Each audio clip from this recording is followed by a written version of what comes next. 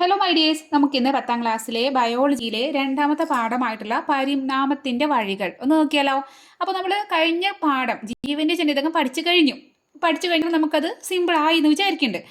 അപ്പോൾ അത് തുടങ്ങുന്നതിന് മുമ്പ് നമ്മൾ പറഞ്ഞിരുന്നു നിങ്ങൾക്ക് ഒന്നാമത്തെ പാഠം തന്നെ കുറച്ച് ടഫുള്ള പാഠമാണ് കേട്ടോ എന്ന് നമ്മൾ പറഞ്ഞിട്ടുണ്ടായിരുന്നു അല്ലേ. അപ്പോൾ ഒന്നാമത്തെ കുറച്ച് ബുദ്ധിമുട്ടുണ്ടെങ്കിൽ ഒന്നാമത്തിൻ്റെ ബാക്കിയല്ലേ രണ്ടാമത്തെ, അപ്പോൾ രണ്ടാമത്തെയും കുറച്ച് ബുദ്ധിമുട്ടുണ്ടാവുമോ?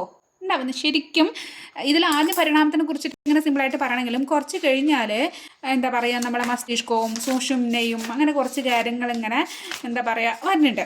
അപ്പോൾ നന്നായിട്ട് മനസ്സിലാവുന്ന രീതിയിൽ സിമ്പിളായിട്ട് ഞാൻ പറഞ്ഞുതരും. അപ്പോൾ ഓരോ ക്ലാസ്സും വൃത്തിക്ക് കേട്ട് നോട്ടൊക്കെ എഴുതി ഒപ്പം പോയാൽ ഒക്കെ ഈസിയാവും. കാരണം നിങ്ങൾ പ്രായത്തിലുള്ള മക്കൾ തന്നെയല്ലേ പഠിക്കണത്. അതുകൊണ്ട് എന്താ പറയുക, നിങ്ങൾക്ക് പഠിക്കാൻ പറ്റാതൊന്നും നിങ്ങൾക്ക് തരില്ല. അപ്പോൾ മനസ്സിലാക്കി പഠിക്കുക, കാണാണ്ട് പഠിക്കാതിരിക്കുക. അപ്പോൾ നമുക്ക് സൂചകങ്ങളും നമുക്ക് നോട്ട്സും ഒക്കെ ആയിട്ട് നമുക്ക് വൃത്തിക്ക് പഠിച്ചെടുക്കാം. അപ്പോൾ എന്താണ് പരിണാമം നമുക്ക് അറിയില്ലേ. പരിണാമം പറയും ശരിക്കും ഒരു മലയാളം വേർഡിൻ്റെ ആ വേർഡ് മീനിങ്, അതിൻ്റെ ആ ഒരു വാക്കിൻ്റെ അർത്ഥം എന്താണ്? മാറ്റം അല്ലേ. അപ്പോൾ മാറ്റത്തിൻ്റെ വഴികളാണ്. എന്താണ് മാറ്റത്തിൻ്റെ വഴികൾ? അപ്പോൾ പറയണത് നമ്മളിപ്പോൾ ഈ ഒരു രൂപത്തിൽ വരണത് ഉണ്ടായത്. ഇപ്പം നമ്മുടെ ബോഡി, നമ്മുടെ ശരീരത്തിൻ്റെ ഘടന, ഇതൊക്കെ പണ്ട് ഇങ്ങനെ എല്ലാം ഉണ്ടായിരുന്നത് മാറി മാറി മാറി വന്നതാണെന്നാണ് പറയണത്. നമ്മളൊറ്റയ്ക്കല്ല, എല്ലാ ജന്തുജീവജാലങ്ങളും എന്താണ്, അതായത് സസ്യങ്ങളും മരങ്ങളും ഒക്കെ അവർക്കൊക്കെ എന്തുണ്ടായിട്ടുണ്ട്? പരിണാമം അല്ലെങ്കിൽ മാറ്റങ്ങൾ ഉണ്ടായതിന് ശേഷമാണ് ഇന്ന് എങ്ങനെയാണ് കാണുന്നത് അങ്ങനെ വന്നിരിക്കണമെന്നാണ് പറയണത്. അപ്പോൾ നമുക്ക് പാഠത്തേക്ക് കിടക്കാം. ഇവിടെ തുടങ്ങുന്നതേ എന്താണ്? ഒരു കേസ് സ്റ്റഡിയിലാണ്. ഒരു ഡോക്ടറോ ഒരാൾ ഇവിടെ എക്സ്റേ ഒക്കെ ഇങ്ങനെ നോക്കിയിരിക്കുന്ന ഒരു ഫോട്ടോ ഒക്കെ ഉണ്ട് അല്ലേ. അപ്പോൾ ഇവിടെ കഥ നിങ്ങൾക്ക് ഇത് വായിച്ചാൽ തന്നെ എന്താണ് സിമ്പിളാണ്, ജസ്റ്റ് വായിച്ചാൽ തന്നെ മനസ്സിലാവും എന്താണ് ഇതിൻ്റെ ഉള്ളടക്കം. ഒരാൾക്ക് എന്താണ് ചുമയും കഫക്കെട്ടൊക്കെ ആയിട്ട് ഹോസ്പിറ്റലിൽ പോയി, നമ്മൾ ഹോസ്പിറ്റലിൽ പോയിട്ട് ചെക്ക് ചെയ്തു. അതായത് അയാളുടെ എന്താണ് രോഗം നല്ല നല്ല കഫക്കെട്ട് എന്തൊക്കെ ഉണ്ട്. അപ്പോൾ നമുക്ക് നല്ല കഫക്കെട്ട് പറയുമ്പോൾ നിങ്ങൾക്ക് അറിയാം, ഡോക്ടർ എക്സ്റേ ഒക്കെ എടുക്കാൻ പറയും. അതായത് നമ്മുടെ നെഞ്ചിൽ എന്താ പറയുക, ശ്വാസകോശത്തിൻ്റെ അവിടെ കഫ ഉണ്ടോ എന്നൊക്കെ അറിയാൻ വേണ്ടിയിട്ടാണ്. അപ്പോൾ ചെക്ക് ചെയ്തപ്പോൾ എന്ത് മനസ്സിലായി? ക്ഷയമാണെന്ന് മനസ്സിലായി, ക്ഷയരോഗം. അപ്പോൾ ക്ഷയരോഗത്തിന് എന്താ ചെയ്യുക? ഡോക്ടർ ക്ഷയരോഗത്തിന് ആൻറ്റിബയോട്ടിക് കൊടുക്കും അല്ലേ. ആൻറ്റിബയോട്ടിക് പറഞ്ഞാൽ എന്താണ്? നമ്മുടെ രോഗം ഉണ്ടാക്കുന്ന ഒരു ബാക്ടീരിയ ഉണ്ടാവില്ലേ. രോഗത്തിന് കാരണം ഒരു ബാക്ടീരിയ അല്ലേ. ആ ബാക്ടീരിയനെ നശിപ്പിക്കാൻ, ആ ബാക്ടീരിയയുടെ എതിരെ പ്രവർത്തിക്കാൻ എന്താണ്? ആൻറ്റിബയോട്ടിക് കൊടുക്കും. അങ്ങനെ ആൻറ്റിബയോട്ടിക് ആദ്യം 6 ആഴ്ചയ്ക്ക് കൊടുത്തു, അത് കഴിഞ്ഞിട്ട് 33 ആഴ്ചയ്ക്ക് കൊടുത്തു.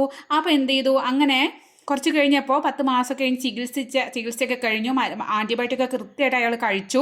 എന്നിട്ട് 10 മാസം കഴിഞ്ഞിട്ട് എന്താ പറയുക, അയാളുടെ ശ്വാസകോശ ദ്രവ്യത്തിൻ്റെ കൾച്ചറും അത് എക്സ്റേ ഒക്കെ എടുത്ത് നോക്കിയപ്പോൾ എന്തില്ല, സമാധാനമായി, രോഗമൊക്കെ പൂർണ്ണമായിട്ടും മാറിയിട്ടുണ്ട്.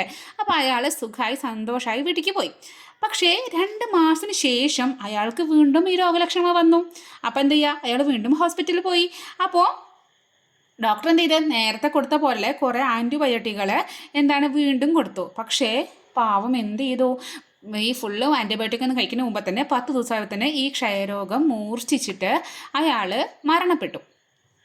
അപ്പോൾ ഇങ്ങനെ മരണപ്പെട്ടപ്പോൾ ഡോക്ടർമാർ ക്ഷയരോഗം എന്തുകൊണ്ടാണ് മരിച്ചെന്ന് അറിയണ്ടേ. അപ്പോൾ ചെക്ക് ചെയ്തപ്പോൾ അയാൾക്കുണ്ടല്ലോ വീണ്ടും ആ രോഗാണുക്കളില്ലേ, അയാളുടെ ശരീരത്തിന് വീണ്ടും ആ ക്ഷയത്തിൻ്റെ രോഗാണുക്കൾ കണ്ടെത്തി. അപ്പോൾ എന്താ ഇവിടെ സംഭവിച്ചിരിക്കുന്നത് അറിയോ? നമ്മൾ ആൻറ്റിബയോട്ടിക് കൊടുത്ത് ആദ്യം രോഗം മാറിയിട്ടുണ്ടായിരുന്നു അല്ലേ. ആ സമയത്ത് വീണ്ടും നമ്മൾ ആൻറ്റിബയോട്ടിക് കൊടുത്തപ്പോൾ ഈ ബാക്ടീരിയ എന്താ ചെയ്തത് അറിയോ? രോഗം ഉണ്ടാകുന്ന ബാക്ടീരിയ അല്ലേ, അത് ഇതിനെ പ്രതിരോധിച്ചു. നടക്കില്ല, ആൻറ്റിബയോട്ടിക്കേ നിനക്ക് ഞങ്ങൾ നശിപ്പിക്കാനാവില്ലടാ, ഞങ്ങൾ രോഗം വരുത്തോടാന്ന് പറഞ്ഞിട്ട് ആൻറ്റിബയോട്ടിക്കിനൊക്കെ പ്രതിരോധിച്ചു. ആൻറ്റിബയോട്ടിക്കിന് ഒരു എഫക്റ്റും ഉണ്ടാക്കാൻ അവിടെ സാധിച്ചില്ല. അപ്പോൾ ആദ്യം ബാക്ടീരിയ തോറ്റു കൊടുത്തു. ബാക്ടീരിയനെ തോൽപ്പിച്ചതാണ് ആൻറ്റിബയോട്ടിക്. അടുത്ത യുദ്ധത്തിൽ എന്തായി? ഈ ആൻറ്റിബയോട്ടിക്കിന് ബാക്ടീരിയനെ തോൽപ്പിക്കാനായില്ല. അവിടെ ബാക്ടീരിയ ഒരു കളി കളിച്ചതാണ് അവിടെ. എന്താണ് അറിയോ? ബാക്ടീരിയ ആദ്യം ഉണ്ടായ ബാക്ടീരിയ അല്ല, അതിനൊരു മ്യൂട്ടേഷൻ സംഭവിച്ച ബാക്ടീരിയ ആയിരുന്നു. മ്യൂട്ടേഷൻ നമ്മൾ കഴിഞ്ഞ പാഠത്തിൽ പഠിച്ചിട്ടുണ്ട്. ഇവിടെ നമ്മൾ മ്യൂട്ടേഷൻ ഇവിടെ ഒരു മാറ്റം വന്നത് അല്ലേ, ഒരു ആദ്യത്തെ ശരിയായ ഒരു മാറ്റം വന്നത് നമ്മൾ ഇവിടെ പഠിച്ചിട്ടുണ്ട്. അപ്പോൾ ശരിക്കുള്ള ബാക്ടീരിയന്ന് ഒരു മാറ്റം ഇവിടെ വന്നു. ആ മ്യൂട്ടേഷൻ വന്നപ്പോൾ ആൻറ്റിബയോട്ടിക്കിന് അറിയില്ല, നമ്മൾ കൊടുക്കുന്ന ഡോക്ടർക്ക് അറിയില്ല ഇവിടെ മ്യൂട്ടേഷൻ സംഭവിച്ചിട്ടുണ്ടെന്ന്. നമ്മൾ ആദ്യത്തെ ബാക്ടീരിയയ്ക്ക് നശിപ്പിക്കാനുള്ള മരുന്നാണ് ആൻറ്റിബയോട്ടിക്കാണ് കൊടുത്തുള്ളത്. പക്ഷേ ഇവിടെ ബാക്ടീരിയ മാറിയിട്ടുണ്ട്. ബാക്ടീരിയയുടെ കളി, ബാക്ടീരിയ മാറിയിട്ടുണ്ട്. നമ്മൾ കൊടുത്ത ആൻറ്റിബയോട്ടിക് അല്ല ശരിക്കും വേണ്ടിയിരുന്നത്. ഈ പുതുതായി മ്യൂട്ടേഷൻ സംഭവിച്ചിട്ടുണ്ടായ ബാക്ടീരിയ നശിപ്പിക്കേണ്ട ഒരു ആൻറ്റിബയോട്ടിക്കാണ് നമ്മൾ കൊടുക്കേണ്ടിയിരുന്നത്. പക്ഷേ അത് അറിയാൻ വൈകിപ്പോയി, അതോടെ ആള് മരണപ്പെട്ടു പോയി. അതാണ് ഇവിടുത്തെ കേസ് സ്റ്റഡി. ഇത് കുറേ മുമ്പ് 1966 ഉണ്ടായ കഥ കേട്ടോ. ഇനി ഇവിടെ ഇതുമായി ബന്ധപ്പെട്ട ഒരു 4 ക്വസ്റ്റ്യൻസ് കൊടുത്തിട്ടുണ്ട്. അപ്പോൾ ഇതിൻ്റെ ആൻസർ ഞാനിവിടെ എഴുതിയപ്പോഴേ ഇവിടെ കൊള്ളുന്നില്ല. അപ്പോൾ ഞാൻ നോട്ട് ബുക്കിൽ എഴുതി വെച്ചിട്ടുണ്ട് ഇതിൻ്റെ ആൻസർ. ക്വസ്റ്റ്യൻ വെച്ചിട്ട് നമുക്ക് നോട്ടിൽ ആൻസർ കാണാം കേട്ടോ. അപ്പോൾ ആദ്യ തവണ രോഗം ഭേദമാക്കാൻ എന്ത് ചികിത്സയാണ് നൽകിയത്? ഇതിൻ്റെ ഫലം എന്തായിരുന്നു? അപ്പോൾ ഞാനിവിടെ എഴുതിയപ്പോൾ കൊള്ളാത്തതുകൊണ്ട് കേട്ടോ നോട്ട് ബുക്കിൽ എഴുതിയത്. അപ്പോൾ ആദ്യത്തെ 6 ആഴ്ച നിരവധി ആൻറ്റിബയോട്ടിക്കുകളും പിന്നെ 33 ആഴ്ചത്തേക്ക് പ്രത്യേക ആൻറ്റിബയോട്ടിക്കും നൽകി. അങ്ങനെയല്ലേ ചെയ്തത്? ഇതിൻ്റെ ഫലമായി 10 മാസം കഴിഞ്ഞ് നടത്തിയ പരിശോധനയിൽ രോഗം ഭേദമായി സ്ഥിരീകരിച്ചു. ഇപ്പം രോഗം ഭേദമായി. അപ്പോൾ ഇനി രണ്ടാമത്തെ ക്വസ്റ്റ്യൻ നോക്ക്. 2ാം തവണ ചികിത്സ ലഭിച്ചിട്ടും രോഗം ഭേദമാകാത്തതിന് കാരണം എന്തായിരുന്നു കാരണം? അവിടെ 2ാം തവണ ആൻറ്റിബയോട്ടിക് പ്രവർത്തിക്കാതായി. കാരണം ബാക്ടീരിയ ആൻറ്റിബയോട്ടിക് പ്രതിരോധം കാണിച്ചു. അതിനാൽ വീണ്ടും രോഗം വന്നു. ആൻറ്റിബയോട്ടിക് പ്രതിരോധം പറഞ്ഞാൽ ആൻറ്റിബയോട്ടിക്കിനെ പ്രതിരോധിച്ച് നിർത്തി. നമ്മൾ രോഗപ്രതിരോധം പറഞ്ഞില്ലേ, രോഗപ്രതിരോധം പറഞ്ഞാൽ രോഗത്തിന് പ്രതിരോധിക്കുക. ഇത് ആൻറ്റിബയോട്ടിക്കിനെ പ്രതിരോധിച്ചു. ആര്? ബാക്ടീരിയ. യെസ്. ഇനി 3ാമത്തെ ചോദ്യം നോക്ക്. ക്ഷയരോഗ ബാക്ടീരിയയ്ക്ക് ആൻറ്റിബയോട്ടിക്കുകളെ പ്രതിരോധിക്കാനുള്ള ശേഷി ലഭിച്ചത് എങ്ങനെയാണ് ലഭിച്ചത്? ആ ബാക്ടീരിയയ്ക്ക് അവിടെ എന്താ സംഭവിച്ചത്? അവിടെ DNA ഒരു പ്രത്യേക ജീനിന് വന്ന മ്യൂട്ടേഷൻ കൊണ്ടാണ് ബാക്ടീരിയയ്ക്ക് ആൻറ്റിബയോട്ടിക് പ്രതിരോധം ലഭിച്ചത്. അപ്പോൾ ഇവിടെ ഈ ഒരു വേർഡ് പറഞ്ഞിട്ടോ, മ്യൂട്ടേഷൻ സംഭവിച്ചത് കൊണ്ടാണെന്ന് വേണേ. ഇനി അവിടെ 4ാമത്തെ ചോദ്യം എന്താണ്? ഈ ശേഷി ബാക്ടീരിയകൾ അവയുടെ അടുത്ത തലമുറയിലേക്ക് കൈമാറിയാൽ എന്ത് സംഭവിക്കും? അങ്ങനെ അടുത്ത തലമുറയ്ക്ക് കൈമാറിയാൽ എന്താ സംഭവിക്കുക? പുതിയ തലമുറകളും ആൻറ്റിബയോട്ടിക് പ്രതിരോധം കാണിക്കും. ഉണ്ടാവണം ആൻറ്റിബയോട്ടിക്, അതായത് ബാക്ടീരിയയുടെ പുതിയ മക്കളില്ലേ, പുതിയ മക്കളുണ്ടാവില്ല, അവർക്കൊക്കെ അവരൊക്കെ ഈ മ്യൂട്ടേഷൻ സംഭവിച്ചവരായിരിക്കും. അപ്പോൾ രോഗം ചികിത്സിക്കാൻ കൂടുതൽ ബുദ്ധിമുട്ടുണ്ടാക്കും. കാരണം പിന്നെ മ്യൂട്ടേഷൻ സംഭവിച്ചുകൊണ്ടിരിക്കുകയാണ്. നമ്മൾ കൊടുക്കുന്ന ആൻറ്റിബയോട്ടിക് ഒന്നും ഉണ്ടാവില്ല, ശരീരത്തിൽ പിടിക്കില്ല. അതായത് രോഗം വീണ്ടും നമ്മൾ വെറുതെ മരുന്ന് കഴിക്കാനേ ഉള്ളൂ. വീണ്ടും ഡോക്ടർമാർ ചെക്ക് ചെയ്ത് ഈ മ്യൂട്ടേഷൻ സംഭവിച്ച ബാക്ടീരിയനെ ചെറുത്ത് നിൽക്കാനുള്ള ആൻറ്റിബയോട്ടിക് കഴിക്കണം. അപ്പോൾ ഇതിന് നമുക്ക് കുറേ സമയം എടുക്കും. അപ്പത്തും ചിലപ്പോൾ ആൾക്കാർ മരിച്ചു പോകും, അല്ലെങ്കിൽ നമുക്ക് കുറേ പൈസയ്ക്ക് ചിലവാണ് ഒക്കെ അല്ലേ. യെസ്. അപ്പോൾ ഇതെന്താണ്? ഇത് നമ്മളെ ഈ ആരോഗ്യ മേഖലയ്ക്ക് ഒരു വെല്ലുവിളി തന്നെയാണ് ആണല്ലോ. അപ്പോൾ ഇനി ഇവിടെ ഇതൊരു ആൻറ്റി മൈക്രോബിയൽ റെസിസ്റ്റൻസ് വർദ്ധിച്ചു വരുന്ന ആഗോള ആരോഗ്യ പ്രശ്നമാണ്. ഇതൊരു വലിയ പ്രശ്നം എന്നാണ് പറയണത്. അതുകൊണ്ട് തന്നെ ഇപ്പം നമ്മൾ കഴിക്കുന്ന ആൻറ്റിബയോട്ടിക്കുകൾ നമ്മൾ വിശ്വസിച്ച് നമ്മൾ കഴിക്കണം. നമുക്കിപ്പോൾ ഒരു ഹോസ്പിറ്റലിൽ പോയി ഒരു പനിയും ചുമയായി നമ്മൾ ഹോസ്പിറ്റലിൽ പോയി നമുക്ക് എന്താ തരിക? നമുക്കൊരു പാരസെറ്റമോളിൻ്റെ ഗുളികയും തരും, അതുപോലെ ആൻറ്റിബയോട്ടിക്കും തരും അല്ലേ. ആ ആൻറ്റിബയോട്ടിക് നമുക്ക് നമുക്ക് ചില ആൻറ്റിബയോട്ടിക്കിൻ്റെ പേര് തന്നെ നമുക്ക് അറിയായിരിക്കും അല്ലേ. നമ്മൾ ഹോസ്പിറ്റലിൽ പനി ജലദോഷമൊക്കെ ആയിട്ട് പോയാലും നമുക്ക് ഏതാണ് ഇപ്പോൾ അമോക്സിൽ എന്നൊക്കെ പറഞ്ഞിട്ട് നമുക്ക് അറിയാം ഏകദേശം നമുക്ക് എന്താ തരണതെന്ന്. അപ്പോൾ അത് നമുക്ക് വിശ്വസനീയമായ ഒരു ആൻറ്റിബയോട്ടിക്കാണ്. പക്ഷേ ഇപ്പോൾ അവർ ചില അങ്ങനത്തെ ആൻറ്റിബയോട്ടിക്കുകൾ എന്താ അറിയപ്പെടുന്ന അറിയോ? സൂപ്പർ ബാഗുകളല്ല കേട്ടോ, ബഗ്ഗുകളാണ്. പിന്നെ ഇവരെ കണ്ടിട്ട് നല്ല സൂപ്പറാന്ന് ആലോചിക്കേണ്ട, ഇവരത്ര സൂപ്പറൊന്നും അല്ല. കാരണം എന്താണെന്ന് നമുക്ക് നോക്കാം. അതായത് ഈ ബഗ് എന്ന് പറഞ്ഞാൽ നമുക്കറിയാം, നമ്മൾ ബഗ് പറഞ്ഞാൽ അതായത് ഇവരെന്താണ് നമ്മൾ ഈ കഴിക്കുന്ന ആൻറ്റിബയോട്ടിക് ഒന്നും നമ്മൾ ആ രോഗം മാറ്റണില്ല. കാരണം നമ്മൾ ആ രോഗം ഉണ്ടാക്കുന്ന ബാക്ടീരിയ മാറിയേ, ആ ആളോടെ ആളിങ്ങനെ മാറി വേഷം മാറിയാണ്, മ്യൂട്ടേഷൻ സംഭവിച്ച് ഇങ്ങനെ മാറിക്കൊണ്ടേ ഇരിക്കുകയാണ്. നമ്മൾ പൊട്ടന്മാർ ആൻറ്റിബയോട്ടിക് കഴിക്കും, ബാക്ടീരിയ ചത്തുന്ന് വിചാരിക്കും. പക്ഷേ ബാക്ടീരിയ അവിടെ എന്നോടാ കളി പറഞ്ഞിട്ട് അവിടെ മ്യൂട്ടേഷൻ സംഭവിച്ചിട്ട് പുതിയൊരു ബാക്ടീരിയ ആയിട്ട് ഉണ്ടാവും.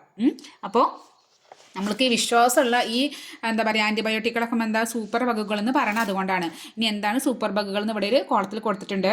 അത് സൂപ്പർ ബഗുകൾ എന്ന് പറഞ്ഞാൽ ആൻറ്റിബയോട്ടിക്കുകൾക്കെതിരെ നമ്മൾ എന്ത് ചെയ്യും? പ്രതിരോധ ശേഷിയുള്ള ബാക്ടീരിയ ഉണ്ടാവും പറഞ്ഞു. ബാക്ടീരിയയ്ക്ക് നമ്മൾ കഴിക്കുന്ന രോഗത്തിനുള്ള ആ ബാക്ടീരിയ എന്ത് ചെയ്യും? മ്യൂട്ടേഷൻ സംഭവിച്ചിട്ട് പുതിയ ബാക്ടീരിയ ആയിട്ടുണ്ടാവും. അപ്പം നമ്മൾ പുതിയ ആൻറ്റിബയോട്ടിക് കഴിക്കേണ്ടി വരും. അപ്പോൾ അതിന് ആൾ വീണ്ടും പുതിയതായിട്ടുണ്ട്. അപ്പോൾ നമ്മൾ വീണ്ടും പുതിയത് കഴിക്കേണ്ടി വരും. ഇതിങ്ങനെ മരുന്നിങ്ങനെ ആൻറ്റിബയോട്ടിക് കഴിക്കണേ നല്ലതല്ല. അപ്പോൾ എപ്പോഴും ഇങ്ങനെ കഴിക്കാൻ പറ്റുമോ? ഇല്ല. ഇതൊരു പ്രശ്നമാണ്. നമ്മൾ ഈ ബാക്ടീരിയ ആളെ കളിപ്പിക്കുകയാണ്. ബാക്ടീരിയ ഞാൻ രോഗം ഉണ്ടാക്കിയിട്ടേ അടങ്ങുള്ളൂ, ഞാനും എൻ്റെ മക്കളും എൻ്റെ തലമുറകളും നിങ്ങൾക്ക് രോഗങ്ങൾ ഉണ്ടാക്കും, ഞങ്ങൾ മ്യൂട്ടേഷൻ സംഭവിച്ചുകൊണ്ടേ ഇരിക്കുന്നു പറഞ്ഞിട്ട് വെല്ലുവിളിക്കുകയാണ്. അതുകൊണ്ട് നമുക്ക് എന്താ പറയുക? അതിന് മൾട്ടി ഡ്രഗ് റെസിസ്റ്റൻ്റ് ആണ് പ്രതിരോധം. അതായത് മിക്ക ആൻറ്റിബയോട്ടിക്കുകളെയും പ്രതിരോധിക്കാനുള്ള കഴിവുള്ള ബാക്ടീരിയ. അവർ സൂപ്പർ ബാക്ടീരിയ അല്ലേ, അതാണ് അവർ സൂപ്പർ ബഗുകളാണ്. അപ്പോൾ ഇത് ഭയങ്കര ഭീഷണി ഉണ്ടാക്കുന്നുണ്ട്. അപ്പോൾ ഈ നമ്മൾ ബാക്ടീരിയ നശിപ്പിക്കാനാണ് നമ്മൾ എന്ത് കഴിക്കുന്നത്. നമുക്ക് രോഗം വന്നു, ആ രോഗം ഉണ്ടാക്കണ ഇപ്പോൾ ഒരു രോഗം വന്നു, അപ്പോൾ രോഗം ഉണ്ടാക്കണ ബാക്ടീരിയകൾ നമ്മളിപ്പോൾ കൊറോണനെ ആലോചിക്കാം. അപ്പോൾ കൊറോണ വൈറസ്, അതായത് വൈറസ് ആണ്. ഇപ്പോൾ ബാക്ടീരിയ പോലെ ഏതൊരു രോഗം, ഒരു അസുഖം അവിടെ ഇപ്പോൾ ഇതൊരു ബാക്ടീരിയയാണ്. ഇതിനെ നശിപ്പിക്കാൻ വേണ്ടി നമ്മൾ എന്ത് കഴിക്കും? നമ്മളിതാ ആൻറ്റിബയോട്ടിക് ഗുളിക കേട്ടോ, ഇത് കണ്ട ഗുളിക തോന്നുന്നുണ്ട്, ഇങ്ങനെ ഗുളിക കഴിച്ചു. ഈ ഗുളിക നമ്മൾ എന്താ ചിന്തിക്കണത്? നമ്മൾ കഴിക്കണ ഗുളിക ഈ ബാക്ടീരിയനെ ടിഷ്യൂ പ്രതിരോധിച്ചിട്ട് രോഗം മാറുമെന്നാണ് നമ്മൾ ചിന്തിക്കുക അല്ലേ. പക്ഷേ ഈ ബാക്ടീരിയ ഇങ്ങനെ വന്ന് നശിപ്പിക്കുന്നുണ്ട്. ബാക്ടീരിയക്ക് അപ്പം തന്നെ മക്കളും കുട്ടികളും പേരക്കുട്ടികളും അമ്മാവന്മാരും അമ്മായിമാരൊക്കെ ഉണ്ടാവും കേട്ടോ. കാരണം അവരിങ്ങനെ പെറ്റുവരികല്ലേ. അപ്പോൾ ഏതെങ്കിലും ഒരു ബാക്ടീരിയ, ഇങ്ങനെയുള്ള ബാക്ടീരിയ നേരെ എന്ത് ചെയ്തു? അതിന് എന്ത് സംഭവിച്ചു? മ്യൂട്ടേഷൻ സംഭവിച്ചിട്ട് വേറെ തരത്തിൽ ഇങ്ങനെ എന്ന് വിചാരിച്ചോ. ഈ ബാക്ടീരിയ ഇങ്ങനെ ആയിട്ടുണ്ട്. നമ്മൾ കഴിക്കുന്ന ഗുളിക ഇയാളെ തോൽപ്പിക്കാനാ, ഇയാളെ കൊല്ലാനുള്ള ഗുളിക നമ്മൾ ആദ്യം കഴിക്കണം. ചിലപ്പോൾ അത് പരീക്ഷണങ്ങൾ കൂടി പുതിയത് ഉണ്ടാക്കിയിട്ട് വേണ്ടി വരും, ചിലപ്പോൾ ഉണ്ടാക്കിയത് ഉണ്ടാവില്ല. അപ്പോൾ എന്താണ് ഈ കഴിക്കുന്ന ബാക്ടീരിയ, ഈ ഗുളികല്ലേ, ഈ ഗുളിക നമ്മൾ കഴിക്കുന്ന ആൻറ്റിബയോട്ടിക് എന്താണ് ഇയാളെ നശിപ്പിക്കാൻ വരും. അപ്പോൾ എന്ത് പറയും? ഇയാൾ പറയും നിന്നെ പ്രതിരോധിക്കാനുള്ള ശേഷി എനിക്കുണ്ടടാ, പോടാ അവിടെ നിന്ന് പറഞ്ഞിട്ട് ഈ ഗുളികനെ തട്ടിത്തെപ്പിക്കും. അപ്പോൾ എന്താണ് ഈ ബാക്ടീരിയ ഇങ്ങനെ സൂപ്പർ ബഗ്ഗായിട്ട് ഇങ്ങനെ വിലസാണ്. കാരണം എന്താണ് ഏത് രോഗം ഉണ്ടാക്കാൻ കാരണം അതിനെതിരെയുള്ള ആൻറ്റിബയോട്ടിക് ഇല്ല, അവിടെ നമ്മൾ കൊടുക്കണില്ല. അതുകൊണ്ട് തന്നെയാണ് എന്താണ് നമുക്ക് ഇവരെ സൂപ്പർ ബഗ്ഗുകൾ എന്ന് പറയണത്. മനസ്സിലായാലോ? അപ്പോൾ ഇങ്ങനെ ഈ പ്രശ്നം തുടർന്നാൽ നമ്മുടെ ആരോഗ്യ മേഖലയിൽ വെല്ലുവിടുന്ന ഒരു പ്രശ്നമാണ് നമ്മൾ പറഞ്ഞു. കാരണം എന്താണ്? പുതിയ ആൻറ്റിബയോട്ടിക് ഉണ്ടാക്കേണ്ടി വരും. അപ്പം തന്നെ ചിലപ്പോൾ ആൾ വടിയുന്നിട്ടുണ്ടാവും, ആൾ മരിച്ചു പോയിട്ടുണ്ടാവും, രോഗം വന്ന് മൂർച്ഛിച്ചിട്ട്. പുതിയ ആൻറ്റിബയോട്ടിക് കണ്ടുപിടിച്ച് അല്ലെങ്കിൽ ഏത് ബാക്ടീരിയയാണ് ഇവിടെ മ്യൂട്ടേഷൻ സംഭവിച്ചത്, എങ്ങനെയാണ് സംഭവിച്ചതെന്നൊക്കെ അറിയുമ്പോൾ തന്നെ എന്താണ് സമയം വൈകിട്ടുണ്ടാവും. അപ്പോൾ സൂപ്പർ ബഗ്ഗുകളെ കുറിച്ച് മനസ്സിലായി എന്ന് വിചാരിക്കണു. സൂപ്പർ ബാഗ് അല്ല, ബാഗ് നാലിക്കുക, പക്ഷെ ബഗ്ഗാണ് കേട്ടോ. ഇനി അപ്പോൾ ഇവിടെ എന്താ സംഭവിച്ച്? അത് നമ്മളെ ബാക്ടീരിയ ഒരു പുതിയ പരിസ്ഥിതിയിലെത്തി. അവിടെ ഒന്നുമില്ല, അത് അതിജീവിച്ചു. അത് പുതുതായിട്ട് എന്നെ തോൽപ്പിക്കാനാവില്ല എന്ന് പറഞ്ഞിട്ട് അതിന് മാറ്റങ്ങൾ ഇങ്ങനെ കൊണ്ടുവന്നിട്ട് അത് അവിടെ തന്നെ ഇങ്ങനെ നിലനിന്നു അല്ലേ. അതേപോലെ പരിസ്ഥിതിയിലും ഇങ്ങനെ കുറേ പൊരുത്തപ്പെടലുകളും അതിജീവിക്കലൊക്കെ ഉണ്ട് എന്നാണ് പറയണത്. അതിനാണ് പരിണാമം പറയാം, മാറ്റങ്ങളാണ്. ഇപ്പോൾ ബാക്ടീരിയക്ക് മാറ്റം വന്നില്ലേ മ്യൂട്ടേഷൻ വഴി, അതുപോലെ എല്ലാത്തിലും മാറ്റങ്ങൾ വരുന്നുണ്ട് എന്നാണ് പറയണത്. അതാണ് പരിണാമം. അങ്ങനെ പരിണാമം കൊണ്ട് നമ്മൾ കഴിഞ്ഞ പാഠത്തിൽ മെന്റലിനെ കുറിച്ച് കുറേ പഠിച്ചില്ലേ. മെന്റലും പയർച്ചെടികളും പരീക്ഷണവും hybrid cross, mono hybrid cross ഒക്കെ അല്ലേ. യെസ്, അങ്ങനെ നമ്മുടെ ഈ പരിണാമത്തിൻ്റെ ഈ ചാപ്റ്ററിൽ ആദ്യമായിട്ട് കടന്നു വരുന്ന ഒരു ശാസ്ത്രജ്ഞനാണ് മാർക്കില്ല മോനെ. കാരണം നമുക്കറിയാം ലാമാർക്കിന് മാർക്ക് കിട്ടിയിട്ടില്ല. ലാമാർക്ക് പറഞ്ഞതൊക്കെ തെറ്റായിരുന്നു, പിന്നെ തെളിയിച്ചിട്ടുണ്ട്. അതുകൊണ്ട് എന്ത് ചിന്തിക്കുക, ജസ്റ്റ് മനസ്സിലാക്കാൻ വേണ്ടി ട്രിക്ക് പറയാം കേട്ടോ. മാർക്കില്ല, ലാമാർക്കിന് മാർക്കില്ല. അപ്പോൾ എന്താണ് ലാമാർക്ക്? എന്താ പറഞ്ഞു നോക്കാം. ലാമാർക്കിസം എന്നാണ് അദ്ദേഹം അതിന് പറയണത്. ലാമാർക്കിസം സ്വയാർജിത സ്വഭാവങ്ങളുടെ പാരമ്പര്യ പ്രേഷണ സിദ്ധാന്തം. ലാമാർക്കിനെ ചിന്തിക്കുമ്പോൾ അപ്പം ജിറാഫിനാണ് ആലോചിക്കണം. Lamarck, giraffe. അപ്പോൾ എന്താണ് ലാമാർക്കും ജിറാഫും തമ്മിലുള്ള ബന്ധം നമുക്ക് പറയാം. ലാമാർക്ക് എന്താണ്? സ്വയാർജിത സ്വഭാവം, സ്വയം ആർജിച്ചെടുത്ത സ്വഭാവം. അതായത് ഇപ്പോൾ നമ്മൾ സ്വന്തം ആർജിച്ചെടുക്കുക. നമ്മളിപ്പോൾ ഒരാൾ നല്ല മസിലൊക്കെ വേണം വിചാരിച്ചിട്ട് ജിമ്മിൽ പോയിട്ട് നല്ല കടുത്ത വ്യായാമമൊക്കെ ചെയ്തു. അപ്പോൾ അയാൾ ആർജിച്ചെടുത്തു, അയാൾക്ക് നല്ല മസിലൊക്കെ വന്നു, നല്ല ഇതായി. അപ്പോൾ അതെന്താണ്? അത് അയാൾ സ്വയം ആയിട്ട് ആർജിച്ചെടുത്ത കഴിവാണ് അല്ലേ. അപ്പോൾ ഇവിടെ എന്താ പറഞ്ഞത്? സ്വയാർജിത സ്വഭാവങ്ങളുടെ പാരമ്പര്യ പ്രേഷണം. ഈ സ്വയാർജിച്ചെടുത്ത ഈ ഒരു സ്വഭാവം അടുത്ത തലമുറയ്ക്ക് പാരമ്പര്യമായിട്ട് പോകുമെന്നാണ് ലാമാർക്ക് പറഞ്ഞത്. ഇപ്പം തന്നെ നിങ്ങൾക്ക് ലാമാർക്കിൻ്റെ തെറ്റ് മനസ്സിലായിട്ടുണ്ടാവും. കാരണം ഇപ്പോൾ ഒരാൾ ജിമ്മിൽ പോയി നല്ല മസിൽ മാനായി, ഈ മസിൽ അയാൾക്ക് ഉണ്ടാവണം അടുത്ത തലമുറ, അയാളുടെ മക്കൾക്ക് ഈ മസിൽ ഉണ്ടാവും. ഇയാൾ ജിമ്മിൽ പോയതുകൊണ്ട് ഇയാൾക്ക് മസിൽ ഉണ്ടാവും, പക്ഷെ അടുത്ത തലമുറയ്ക്ക് ആ മസിൽ പാരമ്പര്യമായിട്ട് ചെയ്യുമോ? പോവോ? എന്നാൽ സുഖമായില്ല അല്ലേ. മസിൽമാൻ്റെ കുട്ടികളൊക്കെ മസിൽമാനാവും അല്ലേ. അങ്ങനെ ഉണ്ടാവില്ലേ? ഒരാൾ നല്ല കുറേ പഠിച്ച് നല്ല ബുദ്ധി ആർജിച്ചെടുത്തു, സ്വയാർജിച്ചു, അങ്ങനെ ബുദ്ധിമുട്ടിട്ട് അയാളുടെ മക്കൾക്ക് അത് ബുദ്ധി പാരമ്പര്യമായിട്ട് കിട്ടുകയാണെങ്കിൽ മക്കൾ കൈസിലായി പോയില്ലേ. യെസ്, അപ്പോൾ അതെന്താണ് ആലോചിക്കുമ്പോൾ തന്നെ നമുക്കറിയാം അതിൽ തെറ്റുണ്ടെന്ന്. പക്ഷേ നമ്മുടെ ലാമാർക്കിൻ്റെ ഫുൾ നെയിം എന്താ അറിയോ? Gene Baptist Lamarck. അദ്ദേഹം എന്താണ് കൊണ്ടുവന്നത്? ജിറാഫിന് വെച്ചിട്ട് അയാൾ എന്താ ചെയ്തത് നമുക്ക് പറയാം. അദ്ദേഹം ആദ്യം പറഞ്ഞതല്ല, പണ്ട് കാലത്തുള്ള ജിറാഫുകളൊക്കെ അല്ലേ ഈ മാനിനൊക്കെ പോലെ ആയിരുന്നു. അതായത് ജിറാഫ് എന്ന് പറഞ്ഞാൽ നമുക്കറിയാം ഏറ്റവും കഴുത്തിന് നീളം കൂടിയതാണ് അല്ലേ. പക്ഷെ പണ്ട് കാലത്തുള്ളതിലെ കഴുത്തിന് നീളമൊക്കെ കുറവ്, സാധാ പോലത്തെ മാനിനെ അങ്ങനെയൊക്കെ ഉള്ളതല്ലേ, അതുപോലെ ആയിരുന്നു ജിറാഫുകൾ. അന്ന് അവർക്ക് ധാരാളം പുല്ല് കഴിക്കാണ്ടായിരുന്നു. അപ്പോൾ അവരിങ്ങനെ കുമ്പിട്ടിരുന്നിട്ട് അവർ നിലത്തല്ല പുല്ല് കഴിക്കും. കുറച്ചിങ്ങനെ ഇങ്ങനെ കഴിഞ്ഞപ്പോൾ നിലത്തുള്ള പുല്ലൊക്കെ അവിടുത്തെ പുല്ലൊക്കെ കഴിഞ്ഞു, പുല്ലില്ലാതായി. പിന്നെ മരത്തിൻ്റെ മുകളിലുള്ള ഇലകളൊക്കെ മാത്രമായി. അപ്പോൾ അത് കഴിക്കാൻ തുടങ്ങി. അപ്പോൾ അടുത്തിരിക്കുന്ന ഇങ്ങനെ താഴെയുള്ളതൊക്കെ കഴിച്ച് കഴിഞ്ഞ് പിന്നെ എന്താണ്, പിന്നെ കഴിക്കണമൊന്നുമില്ല. അപ്പം ഇങ്ങനെ കഴുത്ത് നീട്ടി എന്താണ് ഉയരത്തിലുള്ളത് എടുക്കാൻ അങ്ങനെ ശ്രമിച്ചുകൊണ്ടിരുന്നു. അങ്ങനെ ഉയരത്തിലുള്ളത് ഇങ്ങനെ നോക്കി എത്തിപ്പിടിച്ച് എന്തായി, കഴുത്ത് ഇങ്ങനെ നീളം കൂടി വന്നു എന്നാണ് ആര് പറഞ്ഞത്? ലാ മാർക്ക് പറഞ്ഞത്. ഇതാണ് ലാ മാർക്കിസം കൊണ്ട് ഉദ്ദേശിക്കുന്നത്. അപ്പോൾ ഇവിടെ സൂചകങ്ങൾ നോക്കുമ്പോൾ പരിസ്ഥിതിയിലെ മാറ്റം വന്നതുകൊണ്ടാണ് ഇവിടെ ജിറാഫിന് കഴുത്ത് നീട്ടി മരത്തിലേക്ക് എത്തിപ്പിടിക്കേണ്ടി വന്നത് അല്ലേ. അപ്പോൾ പരിസ്ഥിതിയിലെ മാറ്റം ഇതിന് കാരണമാണ്. സ്വയം ആർജിത സ്വഭാവത്തിന്റെ രൂപപ്പെടൽ. ഇവിടെ എന്താ സ്വയം ആർജിച്ചത്? ഏന്തിപ്പിടിക്കുക, മുകളിലേക്ക് കഴുത്ത് നീട്ടി വലിഞ്ഞു പോകുക. അതാണ് ഇവിടെ സ്വയം ആർജിച്ചെടുക്കുക, സ്വയം എടുത്തതാണ്, അതാണ് സ്വയാർജിതം. അപ്പോൾ അടുത്തതാണ് സ്വയാർജിത സ്വഭാവത്തിന്റെ പാരമ്പര്യ പ്രശ്നം. അപ്പോൾ ഇങ്ങനെ സ്വയം ആർജിച്ചെടുത്തു, കഴുത്ത് കുറച്ച് നീണ്ടുപോയി, അതെന്ത് അടുത്ത തലമുറയ്ക്ക് കൈമാറ്റം ചെയ്തു. അതിനുണ്ടാവണ ആ ഒരു കുഞ്ഞു ജിറാഫിനും അതിന്റെ കുഞ്ഞുവാവയ്ക്കും എന്താണ്, അതിന്റെ കഴുത്തും ജനിച്ചപ്പോഴേ നീളമുള്ള കഴുത്തായിരുന്നു എന്നാണ് നമ്മുടെ ലാമാർക്ക് പറയണത്. മാറിയ പരിസ്ഥിതിയിൽ നീളം കൂടിയതും നീളം കുറഞ്ഞതുമായ കഴുത്തുള്ള ജിറാഫുകളുടെ നിലനിൽപ്പ്.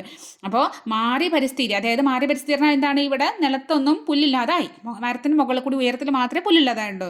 അപ്പോൾ അവിടെ നീളം കുറഞ്ഞ ജിറാഫുകൾക്ക് അവിടെ നിലനിൽപ്പില്ല എന്നാണ് പറയണത്. കാരണം അതൊക്കെ എന്താണ്, അതിന് നീളം കുറഞ്ഞ കഴുത്തുള്ളതിന് പുല്ല് കിട്ടണില്ല, അതിന് ഭക്ഷണം കിട്ടണില്ല, അതൊക്കെ ചത്തൊടുങ്ങും. നീളം കൂടിയ കഴുത്തിന് നീളം കൂടിയ ജിറാഫുകൾ മരത്തിൻ്റെ മുകളിലൊക്കെ മെയിനായിട്ട് അവരിങ്ങനെ മുകളിൽ നിന്ന് ഇങ്ങനെ ഇല കഴിച്ചിട്ട് അവരെ നിലനിന്നു, മറ്റവരൊക്കെ നശിച്ചു പോയി. അങ്ങനെ ഫുൾ എന്തായി, കഴുത്തിന് നീളമുള്ള ജിറാഫുകൾ മാത്രമായി നമ്മുടെ ഈ ലോകത്ത് എന്നാണ് ആര് പറഞ്ഞു വെച്ചത്?